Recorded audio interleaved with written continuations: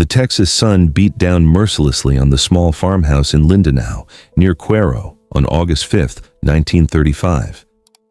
Teresa Perez, a full-blooded Yaqui Indian, gave birth to a son that day, and they named him Raul Perez Benavidez, though everyone would come to call him Roy. His father, Salvador Benavidez Jr., was a Mexican sharecropper who worked land that would never belong to him, planting crops that would fill other men's pockets.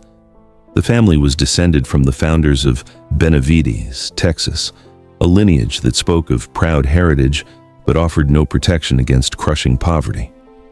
The house had dirt floors, no running water, and walls so thin that winter winds cut through like knives. Roy's earliest memories were of hunger, not the minor discomfort of missing a snack, but the gnawing, persistent emptiness that comes from genuine malnutrition. This was Depression-era rural Texas, where Mexican-American families occupied the lowest rung of an already desperate economic ladder. November 7, 1938, was the day Roy's childhood ended, though he was only 3 years old. His father Salvador collapsed in the cotton fields, his lungs destroyed by tuberculosis. He was 27 years old. The disease had been eating him alive for months, but sharecroppers couldn't afford to stop working, couldn't afford doctors or medicine. Salvador died, leaving his widow Teresa with 2 young boys and no means of support. Teresa did her best, taking in laundry, cleaning houses, doing whatever work she could find. But tuberculosis is often a family disease, passed in close quarters, in shared air and touches. In 1942, when Roy was 7 years old, his mother Teresa followed her husband into death, claimed by the same merciless disease. Roy and his younger brother Roger were orphans now, alone in a world that had no use for poor Mexican children. They were sent to live with their uncle Nicholas Benavidez and Aunt Alejandra in El Campo, Texas, joining a household that already had 8 children. 10 children in a tiny house, and never enough food, never enough warmth, never enough of anything except work. El Campo, Texas in the 1940s was a place where childhood was a luxury poor families couldn't afford. Roy was put to work immediately. At an age when other children were learning to read, Roy was learning to pick cotton, his small fingers bleeding from the sharp bowls, his back aching from bending over endless rows under a sun that showed no mercy.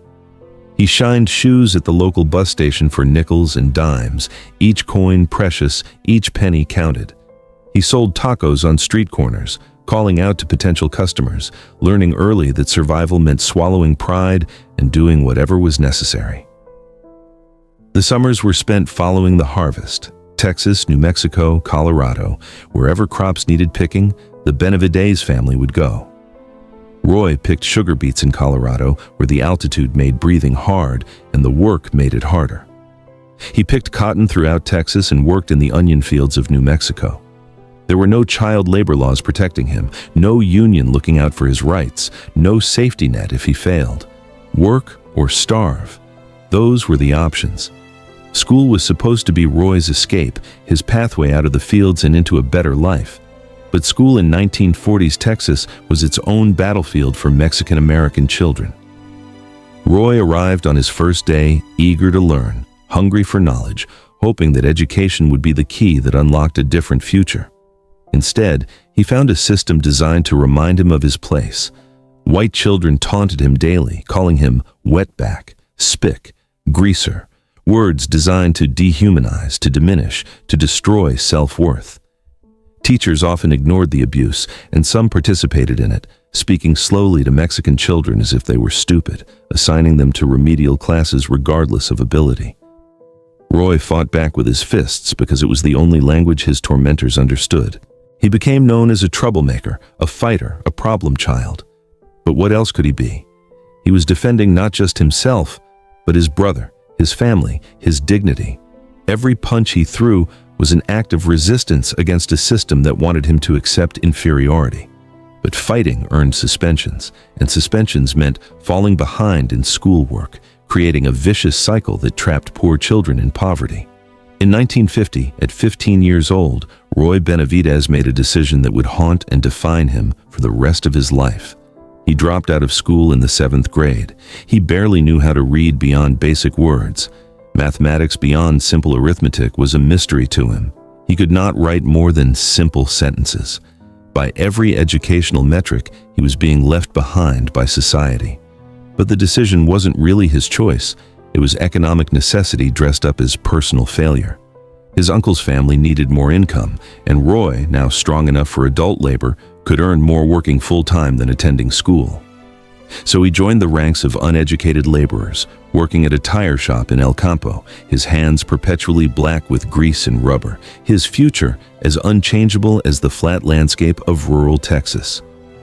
For 3 years, from 15 to 18, Roy worked dead-end jobs. He watched as former classmates graduated, some going on to college, others getting skilled jobs. He watched his opportunities narrow until they became a vanishing point on a distant horizon. He felt the weight of being trapped, of being just another poor Mexican destined to live and die in poverty, forgotten and inconsequential. In 1952, 17-year-old Roy Benavidez walked into a military recruitment office with a desperation born of having no other options. The Korean War was raging, and the military was accepting anyone who could pass a basic physical. Roy enlisted in the Texas Army National Guard, and for the first time in his life, he was given something that belonged to him: a uniform. It didn't matter that he was Mexican. It didn't matter that he was poor. It didn't matter that he had dropped out of school. The uniform said he was a soldier, and soldiers were judged by different standards based on performance, courage, and determination. 2 years later, in 1954, Roy transferred to active duty in the United States Army, attending infantry training at Fort Ord, California. The drill sergeants were brutal, screaming in the faces of recruits, pushing them beyond what they thought were their physical limits. But Roy had been working in fields since he was 7 years old. He had endured poverty, racism, and backbreaking labor his entire life.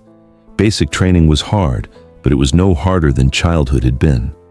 And unlike childhood, the Army offered something revolutionary: the possibility of advancement based on merit. Roy's first assignment took him to South Korea, where he served in an infantry unit along the demilitarized zone. Korea was technically at peace following the 1953 armistice, but it was a cold, tense peace, with both sides glaring at each other across minefields and barbed wire. Roy learned to be a soldier in this environment, always alert, always ready, understanding that war could restart at any moment. After Korea, he was reassigned to Germany, where American forces stood as a bulwark against Soviet expansion in Europe. In Germany, Roy volunteered for airborne training, wanting to push himself further, to become something more than a standard infantryman. Jumping out of airplanes appealed to something in Roy's nature: the willingness to embrace risk, to throw himself into the void, trusting that his parachute would deploy, trusting in his training, trusting in himself. He earned his paratrooper wings and joined the 82nd Airborne Division, one of the Army's premier units. For the first time, Roy Benavidez felt pride in himself. He was no longer just a poor dropout from Texas. He was a United States Army paratrooper. In 1959, Roy returned to Texas on leave and reconnected with Hilaria Coy, a young woman he had known since childhood. Hilaria had been one of the few bright spots in Roy's difficult youth, a girl who saw past his poverty and troubles to the person underneath. Their romance rekindled quickly, and on June 7, 1959, Roy and Hilaria were married. For Roy, marriage represented something profound: the creation of a family that wouldn't be torn apart by disease and death, a chance to build the stable home life he had never experienced. Hilaria believed in Roy in a way few others had. She saw potential where others saw a school dropout. She saw courage where others saw a troublemaker. Their marriage would be tested by war, injury, and hardship, but it would endure. They would eventually have 3 children: Noel, Yvette, and Denise. These children would grow up with something Roy never had: a father who came home, a stable household, the security of knowing they were loved and protected. Roy was determined that his children would have opportunities he never had, that they would finish school, that they would never know the desperate poverty that had defined his childhood. 1959 was the year Roy Benavidez first died, or should have. He was stationed in Germany with an airborne unit, participating in a routine training exercise. The exercise was designed to simulate combat conditions to keep soldiers sharp and ready. Roy was moving with his unit through a training area when his foot came down on a buried landmine. The explosion was instantaneous: sound, light, force, and then pain beyond anything Roy had ever experienced. The blast tore through his legs and back, shredding muscle and nerve tissue, fracturing bones. He was rushed to a military hospital where doctors conducted emergency surgery. When Roy woke up, he learned the devastating prognosis: severe spinal and leg injuries, likely permanent nerve damage. The doctors were blunt: he would never walk again. The Army began preparing his medical discharge papers, processing him out of the service with a disability pension. At 24 years old, Roy Benavidez was facing life in a wheelchair, his military career over, his identity as a soldier destroyed.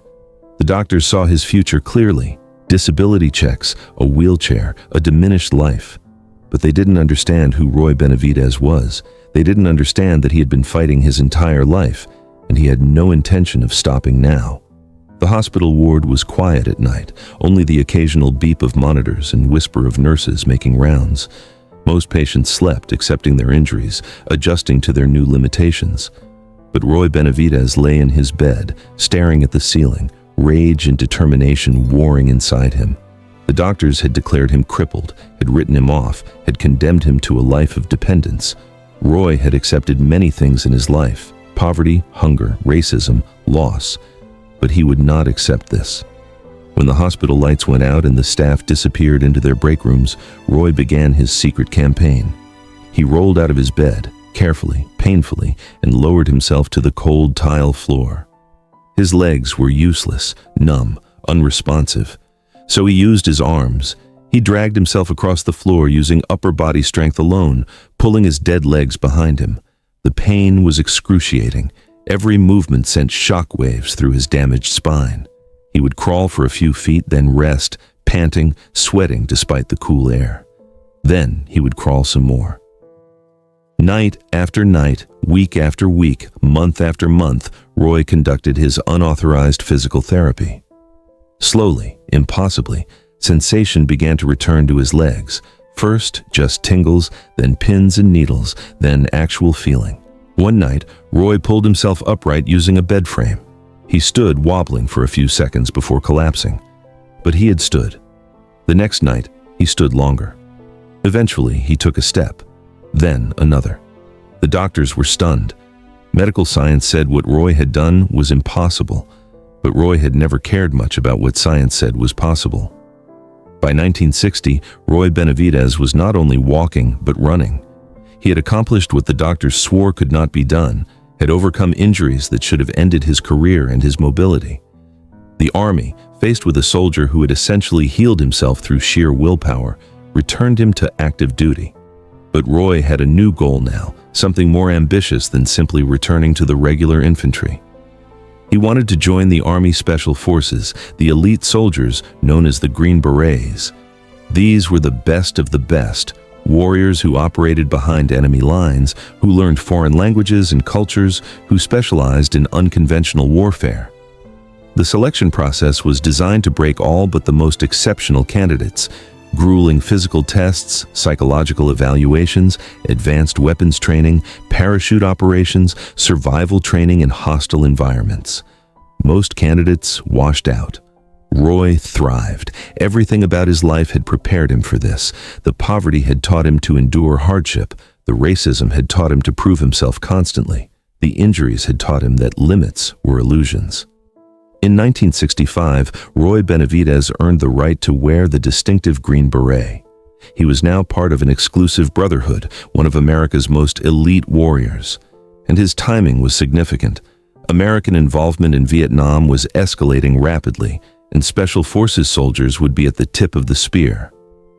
Roy arrived in South Vietnam in 1965, assigned as a Special Forces advisor to an Army of the Republic of Vietnam, ARVN, infantry regiment.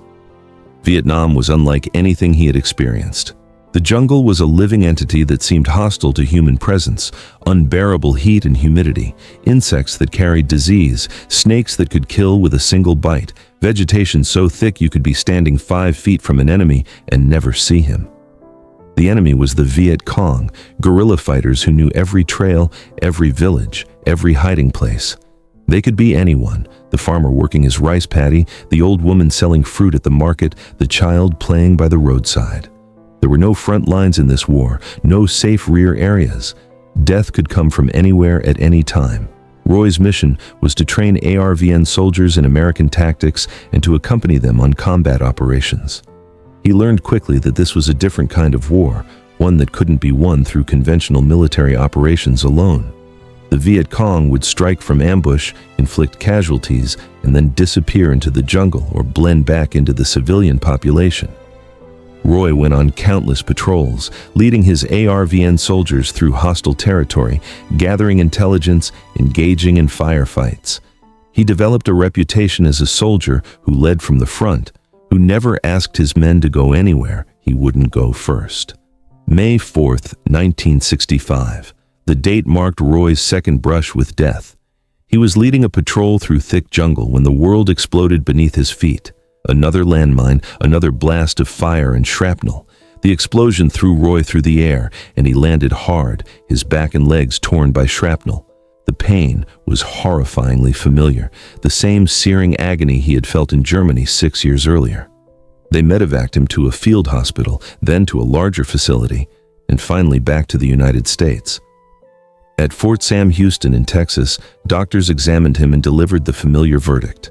His military career was over. Extensive back injuries, multiple shrapnel wounds to his legs, nerve damage. Once again, they began preparing his discharge papers. Once again, they underestimated Roy Benavidez. This time, Roy's motivation was different. As he lay in his hospital bed, he watched television coverage of the Vietnam War. He saw protesters burning American flags, saw media critics denouncing American soldiers as baby killers and war criminals. The images enraged him. Men were dying in the jungle, doing their duty, serving their country, and they were being spat upon by their own countrymen. Roy became determined not just to walk again, but to return to Vietnam, to finish what he had started. He began his secret nighttime training again, dragging himself out of bed, forcing his damaged body to move, to heal, to overcome. The pain was immense, but Roy had learned that pain was temporary while quitting was permanent. The doctors at Fort Sam Houston watched in disbelief as Roy Benavidez, for the second time in his life, recovered from injuries that should have crippled him permanently. His recovery was slower this time. The injuries were more severe, compounded by the earlier damage from Germany. But Roy was relentless. He pushed through physical therapy with an intensity that worried his therapists. He ran when they said he should walk, lifted weights when they said he should rest. By early 1966, Roy was not just mobile, but combat ready. The Army, perhaps recognizing that this soldier was unlike any other, returned him to active duty.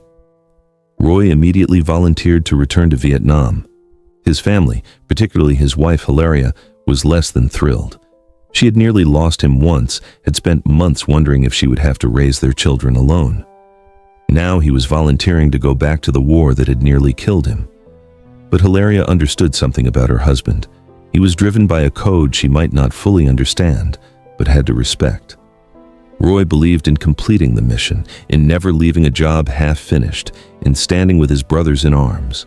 In early 1968, Roy Benavidez returned to Vietnam, assigned to Detachment B-56, 5th Special Forces Group, operating out of Loc Ninh near the Cambodian border. He was now a staff sergeant, an experienced Special Forces soldier, a warrior who had proven himself in the most difficult circumstances imaginable. Loc Ninh was a dangerous posting, located in Bin Long province near the Cambodian border, deep in Indian country, military slang for hostile territory. The area was heavily infiltrated by North Vietnamese Army, NVA regulars who used Cambodia as a sanctuary, crossing the border to attack American and South Vietnamese positions, then retreating back across to safety. The forward operating base at Loc Ninh was surrounded by jungle and constantly under threat. Mortar attacks were common, as were probing assaults designed to test defenses. The men stationed there lived with constant tension, understanding that they were in one of the war's most contested areas. Roy settled into the routine of Special Forces operations, planning and executing reconnaissance missions, coordinating with ARVN forces, gathering intelligence on enemy movements. Special Forces teams would be inserted by helicopter deep into enemy territory to observe, report, and occasionally engage NVA forces. It was dangerous work. Teams were small, usually 12 men or fewer, operating far from friendly support, completely dependent on their training, weapons, and each other. Roy respected every man he served with. These were professionals, volunteers who had passed some of the most difficult selection processes in the military. They were prepared for anything, or so they thought. May 2nd, 1968, began like many other days at the Loch Neen Forward Operating Base. Roy Benavidez attended early morning Catholic Mass, a ritual that grounded him, that reminded him there were things larger than war and death. Mass was one of the few times he could find peace in Vietnam, a brief respite where the sounds of gunfire and helicopters faded, replaced by familiar prayers and hymns. After Mass, Roy returned to the Tactical Operations Center, TOC, where radios crackled with routine communications. A 12-man reconnaissance team had been inserted earlier that morning by helicopters of the 240th Assault Helicopter Company.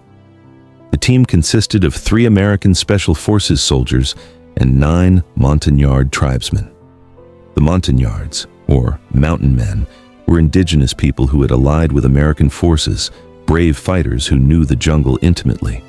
The team's mission was to gather intelligence on confirmed large-scale NVA activity in a dense jungle area west of Loch Neen. It was a standard reconnaissance operation, the kind that was conducted daily throughout Vietnam. The area was known to be dangerous, controlled, and routinely patrolled by the NVA, but that was precisely why intelligence was needed. For the first hour, communications were routine. Then, suddenly, the radio exploded with desperate voices. The reconnaissance team had walked directly into a North Vietnamese ambush. A full NVA battalion, more than 1,000 soldiers, had been lying in wait, and when the 12-man team entered the kill zone, the enemy had opened fire from all sides. The team leader's voice came through the radio, tense and urgent. They were surrounded, taking heavy casualties, needed immediate extraction. The team was outnumbered nearly 100 to 1. Roy listened to the radio traffic, his jaw clenched, his fists tight. He could hear the gunfire in the background of the transmissions, could hear the fear in the voices of men who knew they were in serious trouble. 3 helicopters from the 240th Assault Helicopter Company scrambled immediately. The first helicopter approached the landing zone but was met with a wall of fire, small arms, heavy machine guns, anti-aircraft weapons. The pilot couldn't get close to the ground and had to abort. The second helicopter pushed closer but was hit multiple times, damaging critical systems, forcing it to break off. The third helicopter nearly made it, but was so heavily damaged by enemy fire that it barely made it back to base. The helicopters returned to Loch Neen to offload wounded crew members and assess the extensive aircraft damage. In the talk, the situation was clear. The reconnaissance team was being slaughtered, and no one could reach them.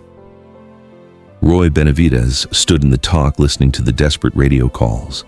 The team on the ground was running out of ammunition, had multiple men wounded, and was in danger of being completely overrun. Someone in the talk said what everyone was thinking. Those men were already dead.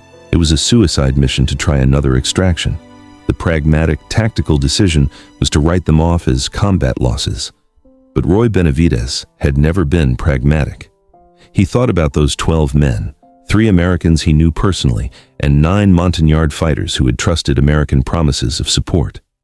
He thought about being abandoned, about dying alone in a jungle, knowing help had been available, but no one had the courage to come. He made his decision in seconds. Roy grabbed a medical aid bag, checked his rifle, and ran toward a 4th helicopter that was being prepared for another extraction attempt. The pilot saw him coming and understood immediately. This man was volunteering to go in. No one had ordered Roy to do this. He was not part of the trapped reconnaissance team. He had no specific operational requirement to board that helicopter, but 12 men were dying, and Roy Benavidez could not stand by and do nothing. He climbed aboard the helicopter as it lifted off, and as Loch Neen grew smaller behind them, Roy said a silent prayer. He had survived landmines, racism, poverty, and wounds that should have killed him. But what he was flying toward was different. This was going to be hell. The helicopter approached the landing zone, and immediately the pilot began taking fire. Bullets punched through the thin aluminum skin of the aircraft. The door gunners returned fire, their M60 machine guns hammering, spent brass casings piling up at their feet. The pilot tried to descend but couldn't land. The enemy fire was too intense, too accurate. If the helicopter stayed in a hover, it would be shot down within seconds. The pilot looked back at Roy and shook his head. He couldn't get any lower. Roy didn't hesitate. He jumped from the helicopter while it was still 75 meters from the trapped team's position. He hit the ground hard, absorbing the impact with his legs, and immediately began running. The team was across an open area, and Roy had to cover that ground under fire. The enemy fire was immediate and intense. Bullets cracked through the air around him, kicking up dirt. An AK-47 round hit him in the leg, tearing through muscle. Pain exploded through his body, but Roy kept running. Another bullet struck his face, grazing his forehead, blood pouring into his eyes. He kept running. A grenade exploded nearby, and shrapnel embedded itself in his back. He kept running. By the time Roy reached the team's position, he had been hit 3 times. Most men would have collapsed. Roy Benavidez was just getting started. Roy dove into the team's defensive perimeter and quickly assessed the nightmare scenario. The situation was worse than he had imagined. 4 men were already dead, their bodies lying where they had fallen. The others were wounded to varying degrees, some critically, bleeding out, going into shock. The team's organization had broken down under the overwhelming enemy assault. They were simply trying to survive, firing at muzzle flashes with no coordinated defense. Enemy fire was coming from multiple directions. The NVA had them surrounded. Roy immediately took charge, his voice cutting through the chaos. He repositioned the surviving team members to create interlocking fields of fire, pulled the wounded into more protected positions, and began returning fire himself. He grabbed an AK-47 from one of the dead Montagnard fighters and used it along with his own M16, alternating between weapons as magazines ran dry. Despite his own injuries, despite blood running down his face, despite the bullet wound in his leg, Roy moved with purpose and clarity. He directed fire, called out enemy positions, coordinated the defense. His presence transformed the situation from chaotic panic to organized resistance. The trapped soldiers, seeing this wounded man who had jumped from a helicopter to save them, fought with renewed determination. If he could keep fighting after being shot multiple times, they could keep fighting too. Roy opened the medical aid bag he had carried with him and began treating the wounded. He had basic combat medical training, enough to stabilize trauma victims until they could reach proper surgical care. He worked quickly, efficiently, applying tourniquets to control bleeding, bandaging wounds, administering morphine to men in agony. One Montagnard fighter had taken a round through his abdomen, his intestines exposed. Roy packed the wound, knowing the man would die without immediate surgery, but doing what he could to give him a chance. Another soldier had been shot through the leg, the femoral artery nicked, bleeding profusely. Roy applied pressure, then a tourniquet, buying crucial time. All the while, enemy fire continued. Bullets snapped through the air, striking trees, thudding into the ground. Roy would treat a wound, then grab his rifle and return fire, then go back to treating wounds. He moved between roles seamlessly. Medic, rifleman, commander, whatever was needed at any moment. He distributed water to the wounded, knowing dehydration and shock were as deadly as bullets. He redistributed ammunition from the dead to the living, ensuring everyone had magazines for their weapons. He threw smoke grenades to mark their position for orbiting aircraft. Roy Benavidez had become the center around which the defense revolved, the anchor that kept 12 desperate men from being completely annihilated. After what seemed like hours, but was perhaps 45 minutes, another helicopter descended toward their position. The pilot was incredibly brave, pushing through the enemy fire, determined to get these men out. Roy organized the extraction, directing the wounded toward the aircraft. He half-carried, half-dragged men who couldn't walk, his own injured legs screaming in protest. Enemy fire intensified. The NVA understood what was happening and was determined to prevent the extraction. Bullets hammered the helicopter, shattering windows, punching holes in the fuselage. Roy loaded as many wounded as possible, prioritizing the most critically injured. He provided covering fire as the helicopter began to lift off, his rifle on full automatic, suppressing enemy positions. But there were still men on the ground, still wounded, who needed evacuation. The helicopter had to make room and come back. As Roy moved back to the perimeter to continue the defense, he was hit again. Another bullet to his abdomen. The impact doubled him over, and he felt blood soaking his uniform. The wound was serious, but there was no time to address it. Men were still dying, and the mission wasn't complete. Roy gritted his teeth, forced himself upright, and continued fighting. The helicopter returned, its pilot demonstrating extraordinary courage by making multiple trips into this kill zone. Roy began loading more wounded, moving as quickly as his damaged body would allow. They were going to make it. They were going to get everyone out. Then disaster struck. A burst of enemy fire stitched across the helicopter's cockpit, and the pilot was killed instantly. The helicopter, its controls suddenly unmanned, tipped sideways and crashed. The impact was catastrophic. The helicopter rolled onto its side, the rotors digging into the ground and disintegrating, fuel spilling. The door gunners and co-pilot were injured in the crash, adding to the casualty count. The situation had gone from critical to catastrophic. They now had more wounded, a downed helicopter that would attract enemy forces like blood attracts sharks, and no immediate means of extraction. Any rational person would have understood that this mission had failed, that survival was now the only realistic goal. But Roy Benavidez was operating beyond rationality now. He moved toward the crashed helicopter, determined to extract the crew, determined to ensure no one was left behind. The NVA, sensing victory, pressed their attack. Dozens of enemy soldiers were moving through the jungle toward the crash site, determined to overrun the Americans before another helicopter could arrive. Roy was moving toward the crashed helicopter when an NVA soldier burst from the jungle directly in front of him. Roy didn't have time to raise his rifle. The enemy soldier swung his AK-47, and the heavy wooden stock connected with Roy's jaw like a baseball bat. Roy heard and felt his jawbone shatter, a sickening crunch followed by explosion of pain. He fell to his knees, stunned, blood filling his mouth. Before he could recover, the NVA soldier reversed his rifle and drove the bayonet into Roy's stomach. The blade went deep, 6 inches of steel penetrating his abdomen. When the soldier pulled the bayonet out, Roy's intestines began to spill from the wound. It was a mortal injury, the kind that kills men in minutes. Roy looked down and saw his own guts hanging out of his body. This should have been the end. This should have been where Roy Benavidez died. But Roy had been fighting his entire life, fighting poverty, fighting racism, fighting injuries, fighting death itself. And he was not going to stop now. With his intestines literally hanging out of his body, Roy pulled his combat knife. He killed the NVA soldier in brutal hand-to-hand combat, his blade finding the enemy's throat. Roy then looked up and saw 2 more NVA soldiers running toward the downed helicopter, their rifles pointed at the injured crew. With one hand holding his intestines inside his body and the other hand firing his rifle, Roy shot and killed both enemy soldiers before they could execute the helpless Americans. Any medical professional would have declared Roy Benavidez functionally dead at this point. He had been shot multiple times, leg, face, abdomen. His jaw was shattered. He had been bayoneted in the stomach, his intestines exposed. He had lost massive amounts of blood. He should have been in shock, unconscious, dying. Instead, Roy Benavidez continued moving. He used one hand to hold his intestines inside his body while using the other hand to fire his weapon, to throw grenades, to drag wounded soldiers.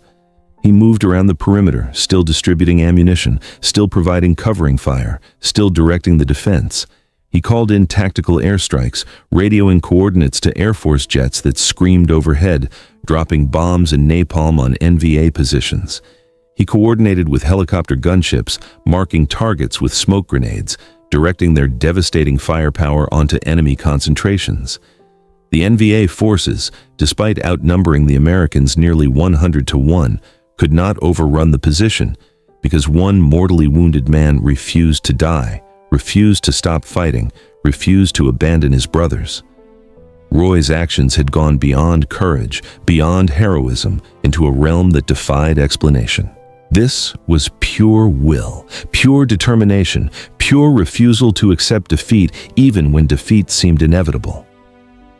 Another extraction helicopter approached, the pilot demonstrating incredible courage by coming into this hellish landing zone. Roy began the final evacuation, loading the wounded and the bodies of the dead. He moved from body to body, checking for signs of life, ensuring no one, living or dead, would be left behind. He collected classified documents from the body of the dead team leader, stuffing them into his shirt, ensuring they wouldn't fall into enemy hands. He made one last circuit of the perimeter, checking for any equipment or materials that needed to be destroyed, any intelligence that needed to be secured. Only after every wounded man had been loaded, every body accounted for, every piece of sensitive material collected or destroyed, did Roy allow himself to be pulled into the helicopter. He collapsed into the helicopter as it lifted off, the pilot pushing the aircraft to maximum speed to escape the continuing enemy fire. Roy had been on the ground for 6 hours. 6 hours of continuous combat, 6 hours of being shot, stabbed, and beaten, 6 hours of refusing to die. As the helicopter flew toward the Loc Ninh base, Roy slipped in and out of consciousness, his vision darkening, his body finally beginning to shut down now that the mission was complete. The helicopter landed at the Loc Ninh forward operating base, and medics rushed to the aircraft. They began triaging the wounded, assessing who could be saved and who was beyond help. When they reached Roy Benavidez, they stopped. His body was a horror show, 37 bullet and bayonet puncture wounds covering his body, his jaw shattered, his abdomen torn open, intestines visible, massive shrapnel injuries to his back and legs. His uniform was completely soaked with blood, his own and that of the men he had carried. Blood pooled beneath him, a grotesque testimony to how much he had lost. The medics made their assessment based on years of combat medicine experience. This man was dead, or would be dead within minutes. There was nothing they could do.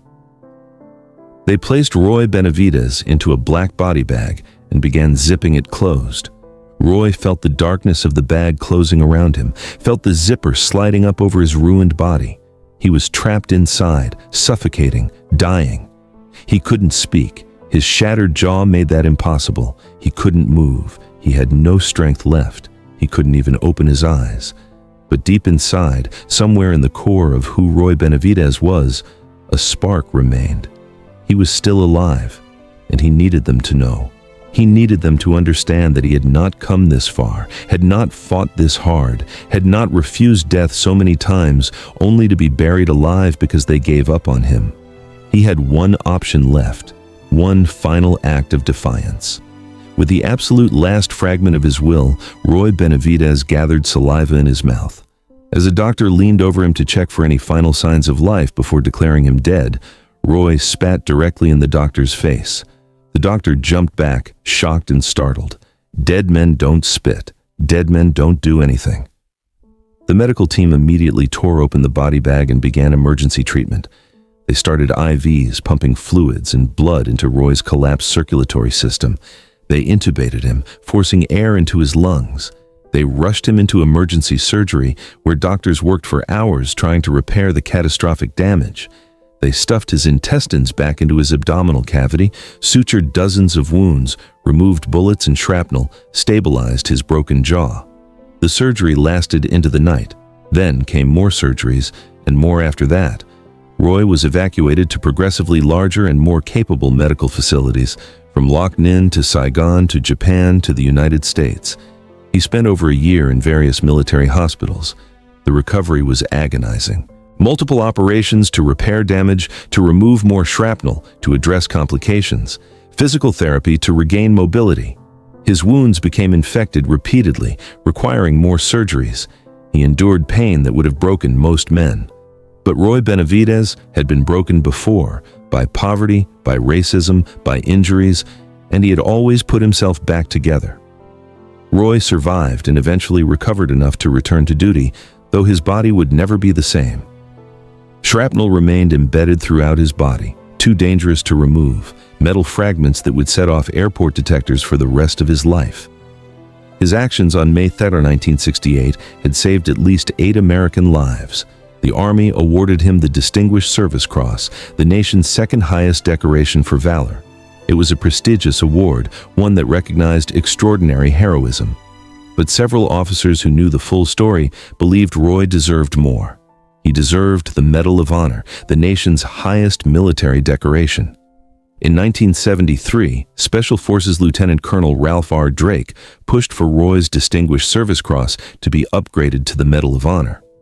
But there was a problem. The Medal of Honor had strict requirements, including eyewitness testimony from someone who had been present during the actions. And everyone assumed there were no living witnesses. The men Roy had saved were scattered across the country, returned to civilian life, lost to the bureaucratic system. The Army Decorations Board denied the upgrade. Congress had to pass a special exemption allowing Roy's case to be reconsidered past the normal time limits. But still, the upgrade was denied. Roy accepted this. He had his Distinguished Service Cross, and more importantly, he had saved his brothers. That was what mattered. The years passed. Roy retired from the Army in 1976 as a Master Sergeant. He and Hilaria raised their 3 children. Roy worked various jobs and became a motivational speaker, telling his story to schools and youth groups, emphasizing education and perseverance. He had learned to read and write as an adult, had overcome his lack of education, and wanted to inspire young people to value their opportunities. Then, in 1980, 12 years after that day in the jungle, a former Special Forces sergeant named Brian O'Connor came forward. O'Connor had been one of the men on that reconnaissance team, one of the men Roy had saved. He had been wounded, evacuated, and had spent years recovering and rebuilding his life. He had never been contacted about Roy's Medal of Honor case. O'Connor provided detailed eyewitness testimony, confirming every aspect of Roy's actions. The Army reopened the case. February 24, 1981, was the day Roy Benavidez finally received the recognition he deserved. President Ronald Reagan personally presented Roy with the Medal of Honor in a ceremony at the Pentagon. The room was filled with military dignitaries, politicians, and press. Roy stood in his dress uniform, the scars on his face visible, his body still carrying 37 wounds and shrapnel that could never be removed. President Reagan read the citation, which detailed Roy's actions in clinical military language. Master Sergeant Benavidez distinguished himself by a series of daring and extremely valorous actions. But then Reagan spoke extemporaneously, his voice filled with emotion. He told the assembled audience, "If the story of Rambo had impressed you, you should hear about this real man." It was the ultimate validation. The President of the United States comparing Roy favorably to Hollywood's fictional action hero, making it clear that Roy's real actions exceeded anything Hollywood could imagine. Roy received the light blue ribbon with 13 white stars, the Medal of Honor, the highest decoration his nation could bestow. He had earned it with blood and pain, with determination and courage, with an absolute refusal to leave his brothers behind. Roy continued speaking and inspiring people throughout the 1980s and 1990s. He fought bureaucratic battles with the Social Security Administration, which questioned whether he was truly disabled despite his 37 wounds. He advocated for veterans' rights and better treatment of returning soldiers. His health declined gradually. The wounds from Vietnam combined with diabetes took their toll. He lost a leg to diabetes. Shrapnel remained near his heart for his entire life, doctors afraid to operate because removal might kill him. On November 29, 1998, at the age of 63, Roy Benavidez died in San Antonio, Texas. But his legacy endures. Schools, veterans' facilities, and military installations bear his name. His story is taught at military academies as an example of extraordinary valor. He has become a symbol of the indomitable human spirit, proof that courage and determination can overcome any obstacle. Roy Benavidez, the orphaned Mexican-American boy who was told he would never amount to anything, who dropped out of school, who was told twice he would never walk again, who refused to die when death seemed inevitable, stands forever as a testament to the power of refusing to quit. His life was defined by one simple principle: never leave a fallen comrade, never accept defeat, never surrender. That principle took him from the cotton fields of Texas to the Pentagon, from poverty to the nation's highest military honor, from being written off as worthless to becoming a legend. Roy Benavidez proved that heroes are not born, they are